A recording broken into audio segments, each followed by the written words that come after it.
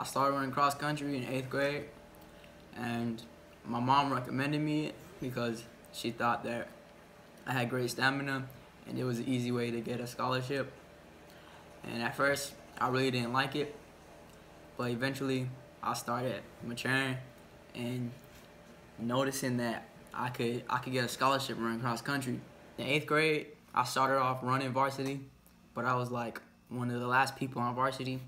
In 9th grade last year, I was running varsity, but this year, I'm top 5 runners on the team, and I'm actually important to the team. The beginning of every practice starts off with stretching, and then we run 3 laps around the school, and then it depends on what practice. Sometimes we do sprints, other days we do long runs, other days we do like 4 by 2 miles, and it just depends. We have the coach sends out a schedule each week telling us what each practice is gonna be so you can prepare for it. I've improved from freshman year to sophomore year by working on my stamina, because last year I had a very good sprint at the end, but once it hit like 2 miles, I started getting gassed.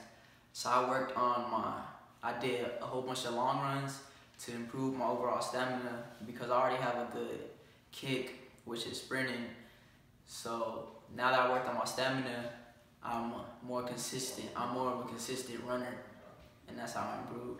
On my own time, sometimes I get into the pool and do water aerobics, because in the water, it has less strain on your knees. And sometimes I go to LA Fitness and run like about 4 to 5 miles on the treadmill. And another way I train is I'll go to Johnson Park and run that about 4 times. Or I go to the Johnson Park field and I practice on my sprints, and that's really what I do on my off time.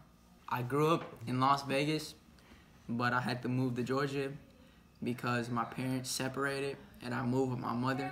When I first moved to Georgia, I hated it, especially Conyers, because it was just all I saw was trees. But now I'm actually starting to enjoy it because I have a lot of friends and I know what's in Conyers to do and what I could do in Atlanta, so I could have fun because I know what to do. My first meet was way different than I expected. In the middle of the meet, I really wanted to walk, but I was like, I'm trying to catch this dude in front of me, so if I walk, first of all, I'm gonna let my team down, and then I'm not gonna do good, and the dude in front of me has bragging rights. So I just kept on pushing, and eventually at the end, in the finish line, I hawked him, I out-sprinted him, and everybody was proud of me. I placed for my first meet. So overall, it was a success, and my mom was proud of me, and she was at the finish line cheering for me. My favorite meet was the Georgia State meet, because it was all the best teams in Georgia, and it was very competitive.